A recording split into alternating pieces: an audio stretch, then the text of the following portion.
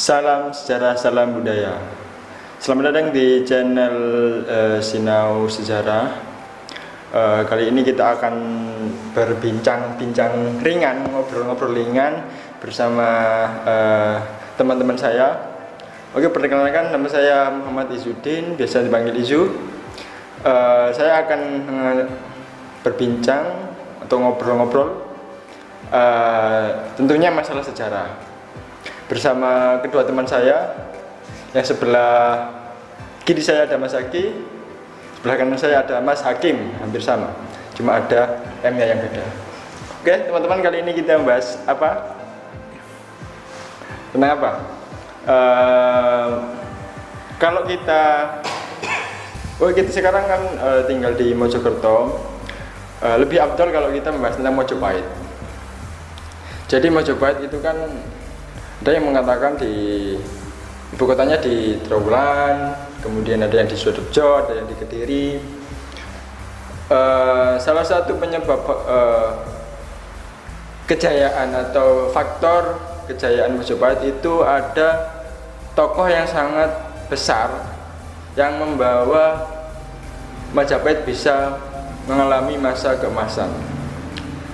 Tentunya siapa? Mahabharata. Oh ya, Gajah Mada. Oke. Sekarang kita ngobrol tentang Gajah Mada aja.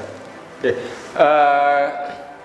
Gajah Mada adalah seorang patih yang sebenarnya Gajah Mada itu masih masih tokoh yang masih menjadi mitos, masih menjadi mulai dari kelahiran sampai kematiannya masih belum ditemukan fakta-fakta bahwa Gajah Mada itu meninggal di mana, lahir di mana. Cuma yang paling banyak ditemukan fakta tentang Gajah Mada adalah Gajah Mada sebagai patih atau Mahapatih Amengkubumi dari Kerajaan Majapahit. Mungkin dari teman-teman ada pertanyaan atau kita bahas mulai dari mana? Mungkin untuk perkenalan teman-teman, mungkin banyak yang belum tahu apa sih atau siapa sih beliau itu, seorang Mahapatih kah, seorang apa kan banyak kan yang mengetahui dari asal usulnya dari mana. Ya mohon untuk dijelaskan lebih rinci. Kita bahas bersama, jangan ke saya satu arah. Kita sama-sama sharing aja sih tanya gitu. Kalau menurut saya sih sebenarnya Gajah Mada ini kalau dilihat dari status sosial seorang Gajah Mada, kalau di istilah konsep bangsawan, orang yang menjadi bangsawan itu pasti mempunyai keturunan dari bangsawan juga. Jadi kalau misalnya kalau di Hindu itu ada namanya sistem kasta. Jadi kasta paling bawah Sudra, budak-budak itu, kemudian Waisya yang para pedagang, kemudian bangsawan, raja dan patih dan lain sebagainya, kemudian Brahmana. Kalau dalam konsep itu tidak ada istilahnya itu kasta atau golongan sosial yang ketika dia berada di bawah atau budak kemudian lompat untuk menjadi seorang bangsawan, itu nggak bisa. Jadi kalau menurut konsep itu seorang bangsawan lahir juga dari bangsawan juga. Kalau dilihat Gajah Mada menjadi patih, kemudian kemungkinan orang tua atau keturunannya atau nenek moyangnya itu juga mempunyai status sosial yang sama. Seperti itu mungkin. Jadi ada kemungkinan bahwa Gajah Mada itu juga anak dari seorang bangsawan juga. Soalnya ada beberapa sumber yang mengatakan, mungkin dari para raton, ada juga penelitian dari Profesor Agus Aris Munandar itu mengatakan kalau dalam analisisnya di kitab para raton itu bahwa Gajah Mada itu anak dari putra atau anak dari Raja Kertanegara yang ibunya berasal dari Selir. Jadi kan kalau misalnya raja menikah dengan permaisuri, pasti anaknya jadi raja. Raja kan biasanya nggak satu istrinya, ada berapa istri mungkin. Yang satu mungkin jadi permaisuri, yang satunya selir-selir. Nah dari selir kan juga ada anak. Itu kan masih kalau ditarik ke bawah kan masih ada keturunan dengan bangsawan itu. Jadi dalam bukunya Prof. Agus itu tentang Gajah Mada biografi politik itu masih analisis sementara sih sebenarnya bahwa Gajah Mada itu anak dari putra Kertanegara yang dari selir. Itu beberapa salah satu analisis yang dijelaskan di situ. Mungkin ada pendapat lain atau kalau saya lebih mau bertanya ya, untuk penjelasan terkait Gajah Mada itu putra dari Prabu Kertanegara ya. Itu analisis itu diambil dari mana? Nah, seperti yang saya bilang tadi, kalau untuk analisis itu diambil dari sumber Pararaton. Jadi dalam Pararaton itu diceritakan kurang lebih itu ketika Singosari mengalami keruntuhan atau mengalami serangan dari Jayakatwang. Jayakatwang itu adalah salah satu keturunan dari kerajaan Kediri yang dulu dihancurkan oleh Ken Arok. Kemudian Ken Arok mendirikan Singosari itu. Jadi istilahnya seperti balas dendam. Jadi ketika Singosari atau masa akhir Singosari yang dipimpin oleh Raja Kertanegara kemudian diserang oleh Jayakatwang. Kemudian banyak di antara para pejabat itu melarikan diri, termasuk Wijaya atau Raden Wijaya itu. Biasanya kalau dalam konsep Jawa itu ada yang namanya ini adalah istilahnya adalah lokal genius. Lokal genius itu budaya lokal. Jadi orang-orang Jawa atau raja-raja Jawa itu pasti dia punya istilahnya kalau istilahnya adalah punokawan. Paham ya? Punokawan. Ya, punokawan kan biasanya yang mengikuti raja kemanapun, istilahnya kayak abdi seperti itu. Jadi ketika Wijaya itu melarikan diri ketika diserang oleh Jayakatwang, dia itu dikawal oleh beberapa orang. Beberapa orang ini memang dia itu mengabdi pada Wijaya. Jadi Wijaya itu kan kalau ditarik ke atas dia itu masih ada keturunan dari Raja Singasari, dari Narasinghamurti. Narasinghamurti salah satu Raja Singasari.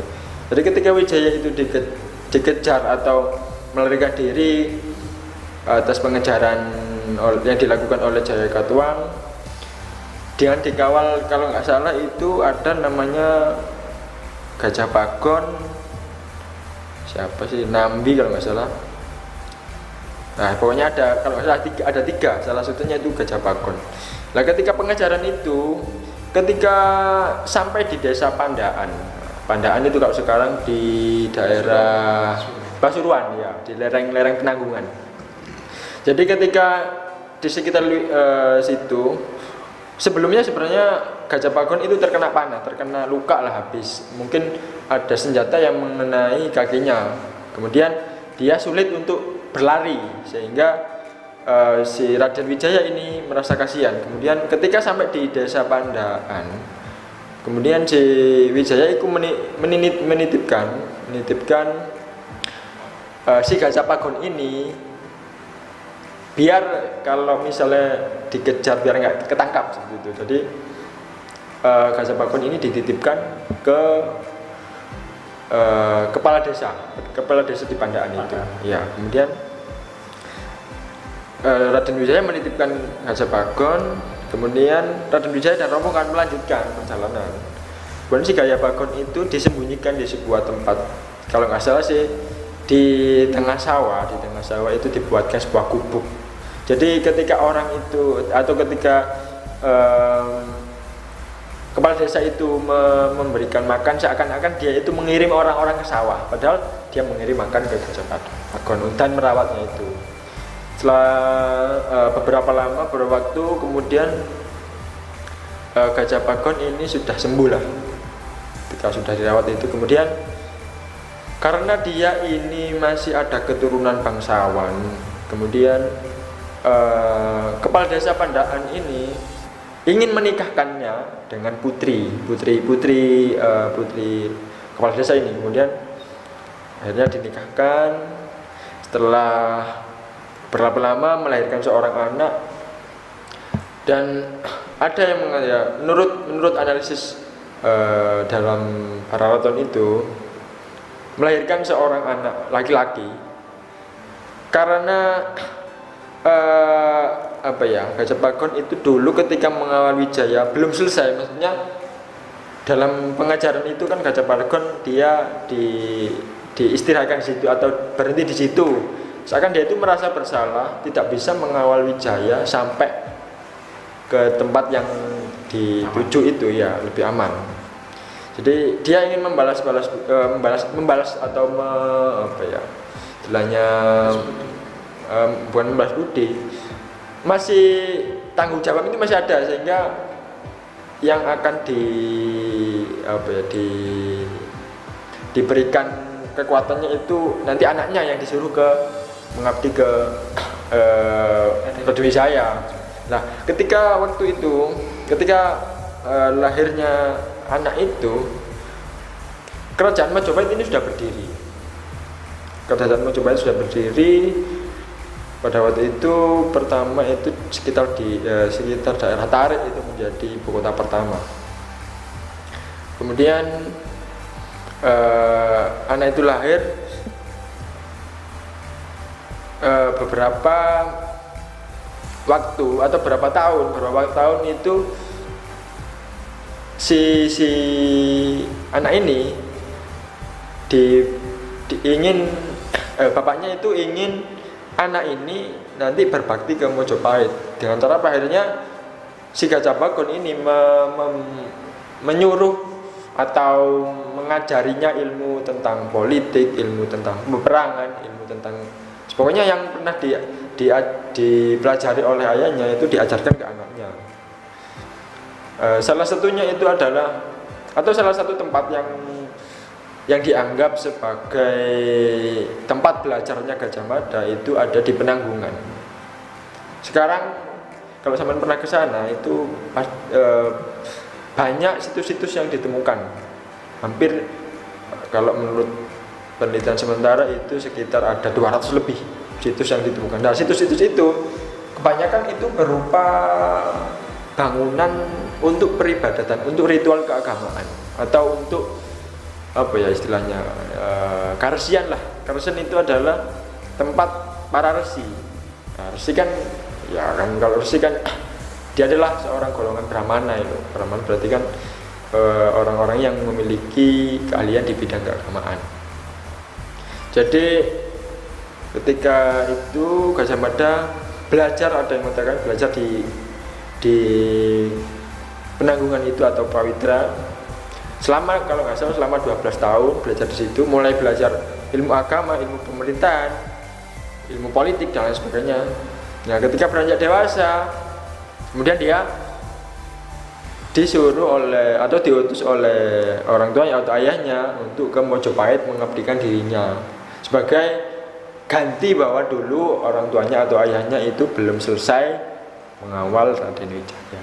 Situ itu seperti itu. Mungkin ada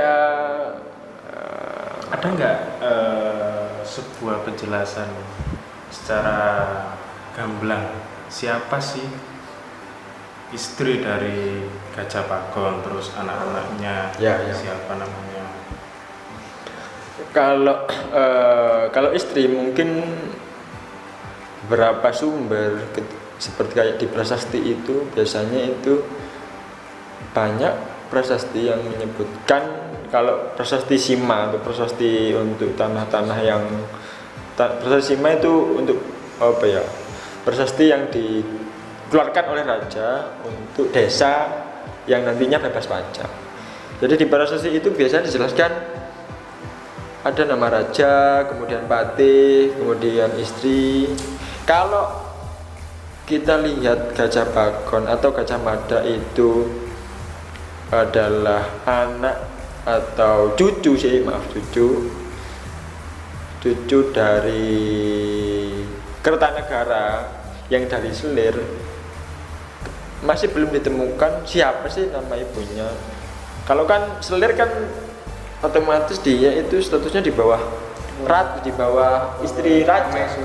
Iya, jadi belum ada data yang mengatakan itu. Jadi kalau memang benar bahwa memang Gajah Bagon itu anak dari Selir Kertanegara, berarti tugas dari anak Selir itu mengawal raja atau anak raja itu. Nah, hal itu juga sama ketika Gajah Mada itu masuk ke Mojopahit, kemudian dia itu langsung masuk di pasukan pengawal raja. Kalau sampai sekarang itu dipakai di istilah pasukan di polisi, pasukan Bayangkara. Nah, Bayangkara adalah pasukan khusus. Sebelum masuk ke sana, berarti si Gajah Mada ini menurut analisa sampean, bukan analisa ya, di buku yang saya sudah tertera penjelasannya, berarti si Gajah Mada ini anak dari Gajah Bagon. Ya. Dari istri Gajah Mada anak Gajah Bagon. Gajah Bagon ini anak Kertanegara dari Selir. Jadi cucunya. Jadi masih ada masih ada garis keturunan antara Gajah Mada dengan Kertanegara. Tuh, dari situ garisnya lewat Selir. Udah Selir. Kalau Selir biasanya nggak dicantum, misalnya di mungkin dalam karya-karya sastra kuno atau prasasti itu biasanya jarang disebutkan karena Selir kan banyak. Biasanya seperti itu. Terus hubungannya juga bisa dilihat ketika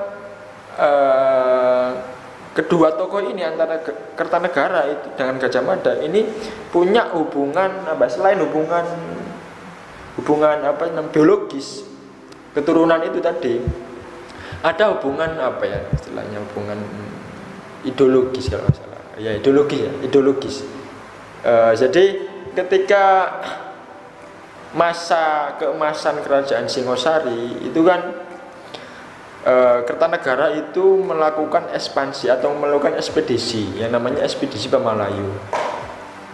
Itu kan menaklukkan Sriwijaya atau menaklukkan Pulau Sumatera di bawah kekuasaan Singosari, dan namanya istilah ekspedisi Pamalayu. Itu adalah konsep mempersatukan dua pulau. Konsepnya itu bernama, kalau nggak salah itu Dwi Pantara. Dwipa itu adalah pulau, antara pulau dua, Dwi Pantara, dua pulau.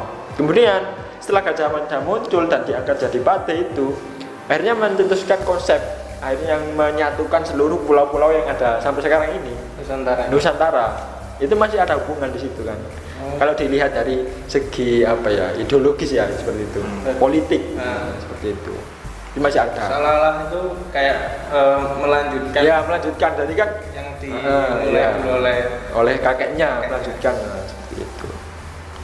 Selain itu juga ada prasasti yang terkenal, itu prasasti Gajah Mada. Prasasti ini ditemukan kalau nggak salah di Candi Singosari di Malang, sekitar halaman Candi Singosari. Isi prasasti itu adalah kurang lebih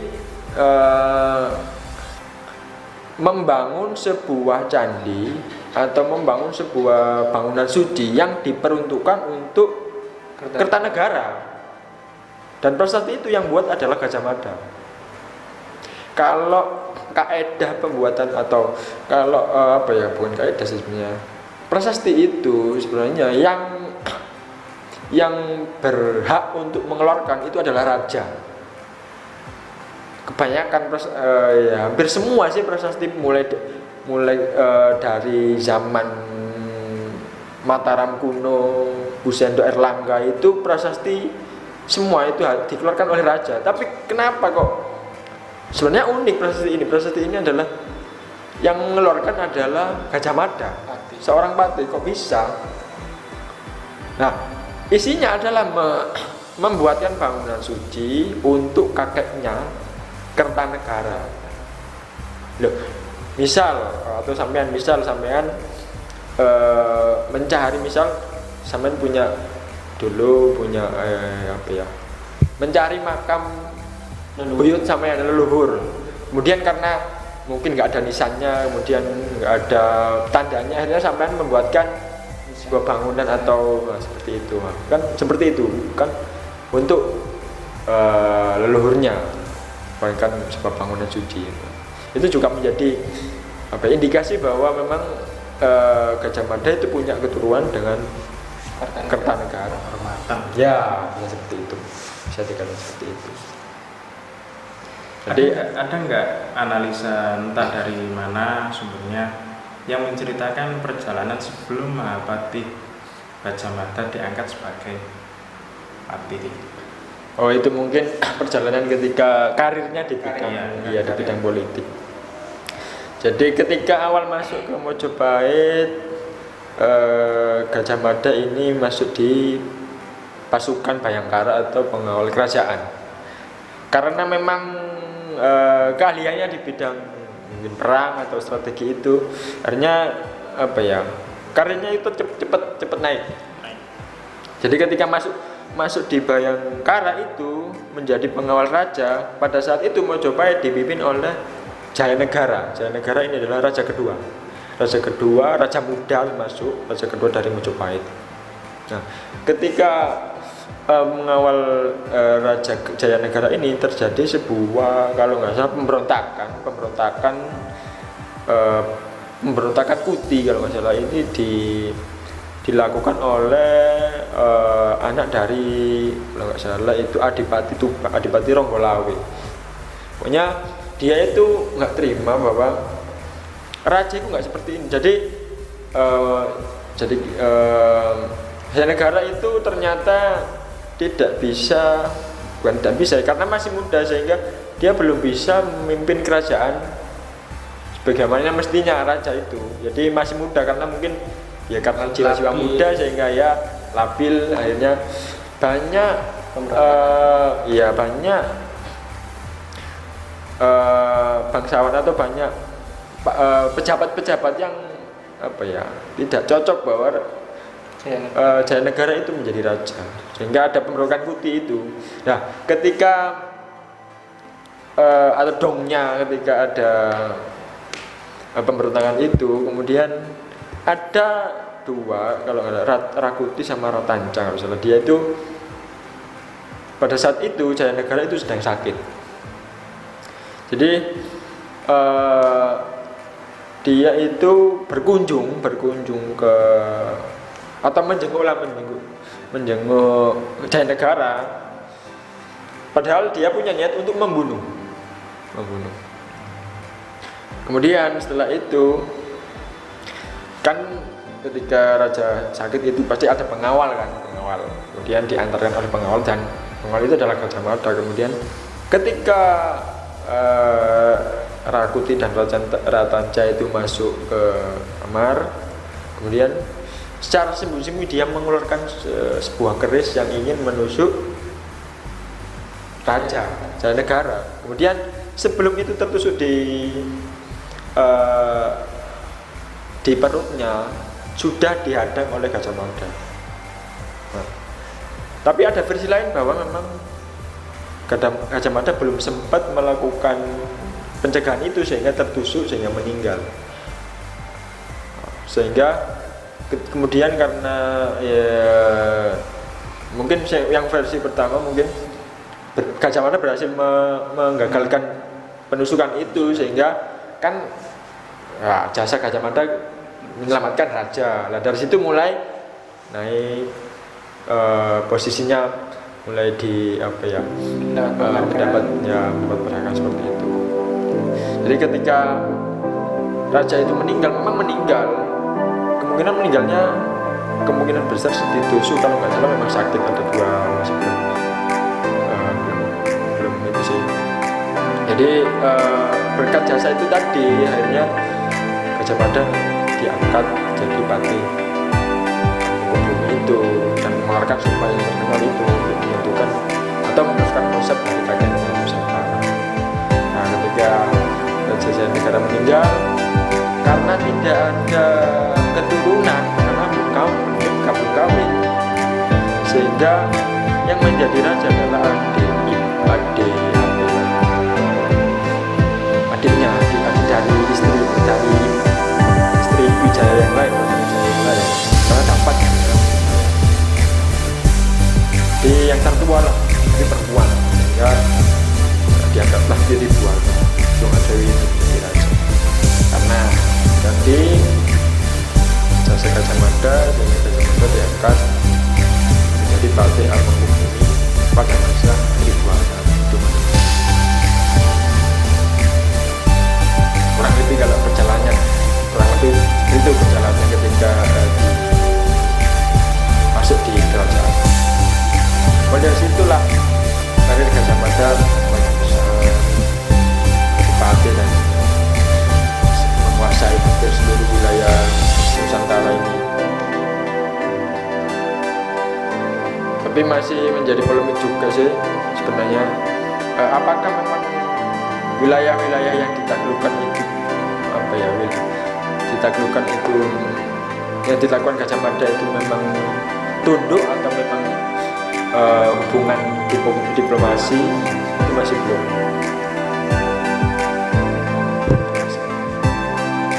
Mungkin ada tambahan?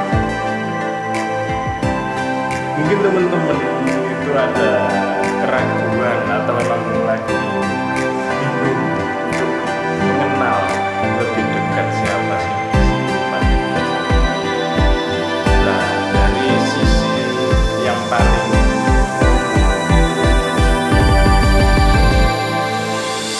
apa sih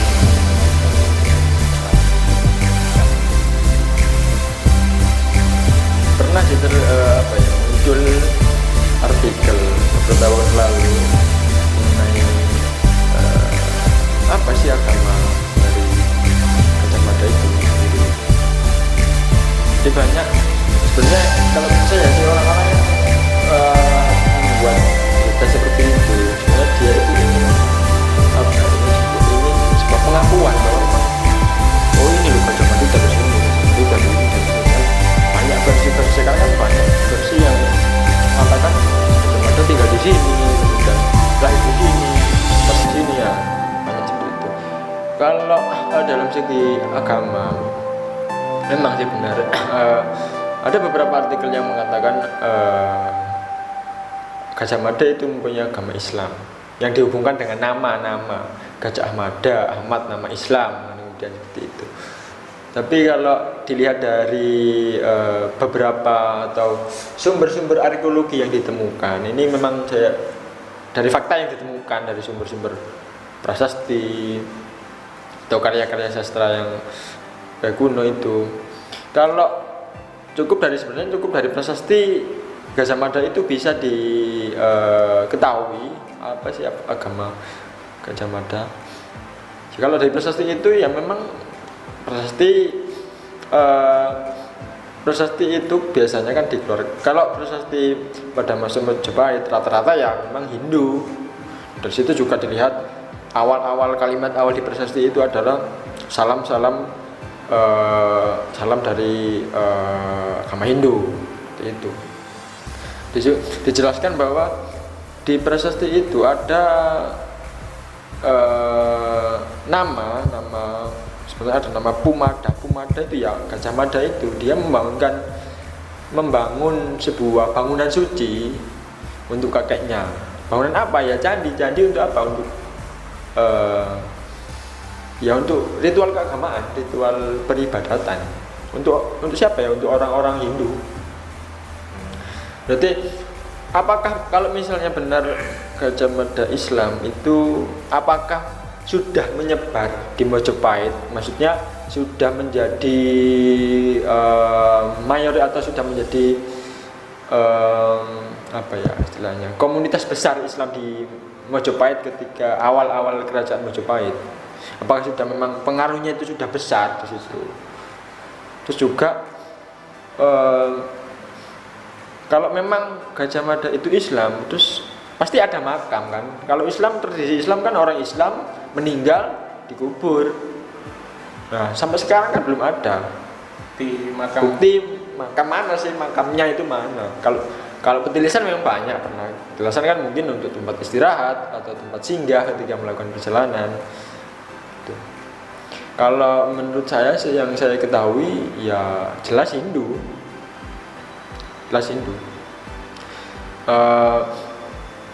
Itu juga dapat dikatakan Hindu ya dari mungkin di prasasti itu, kemudian ketika masuk di Mojopahit, kemudian dia belajar di mana ketika masih muda gitu. Ya kalau Hindu kan memang nggak ada lah, kalau dicari makam Gajah Mada ya nggak ada memang orang Hindu. Kalau Hindu, tradisi Hindu orang meninggal ya dibakar, diperabukan itu. Ada yang mengatakan, masih analisis sementara sih, bahwa Gajah Mada itu moksa itu bertapa kemudian hilang itu. Moksanya di daerah Probolinggo, di daerah Mandagaripura itu loh. Ada yang bilang seperti itu. Tapi kalau memang Mandagaripura itu di dalam negara Kertagama, kalau nggak salah itu adalah sebuah tanah sebuah wilayah apa kalau nggak salah, wilayah apa sih? Jadi untuk memang wilayah itu kalau nggak salah wilayah untuk ya pertapaan, untuk untuk bertapa itu. Memang ada seperti disebutkan dalam negara Kertagama itu. Itu adalah kitab yang sangat monumental lah, yang sangat besar ketika membahas Mojopahit, pasti rujuknya ke negara Kertagama itu. Jadi ya kemungkinan memang nggak ada, ya memang bener Hindu. Kalau Islam itu hanya orang-orang yang ingin pengakuan bahwa tokoh besar dari Islam, bahwa sebelum Islam memang sudah ada pengaruh besar dari kerajaan Hindu Buddha itu. Dan seperti itu. Ada lagi mungkin ada opini lain mengenai itu. Kalau mungkin cukup ya mungkin bisa dilanjutkan di ngobrol selanjutnya. Mungkin itu adalah salah satu versi, sebenarnya masih banyak versi. Ini adalah salah satu versi mengenai cerita Gajah Mada, kurang lebih seperti itu. Sebenarnya masih banyak versi-versi lain menurut kata sastrawannya. Ada yang dari Bali, mungkin ada juga dari ada yang bilang dari Aceh juga ada ya, salah seperti itu. Mungkin cukup untuk ngobrol kali ini. Kalau misalnya ada pertanyaan atau saran, kritik, bisa komen di channel Sinau Sejarah. Mungkin informasi ini bisa bermanfaat untuk kalian semua. Tapi ya jangan 100% percaya, karena sejarah itu masih perlu dikaji terus, karena muncul sumber-sumber baru, harus melakukan kajian kembali atau diteliti lagi, mungkin seperti itu ya. Oke, jangan lupa subscribe channel Sinau Sejarah. Semoga dengan belajar sejarah kita bisa membangun lagi istilahnya kebesaran Indonesia melalui sejarah kita. Tetap jangan lupa subscribe Sinau Sejarah, Sinau Budaya. Wassalam.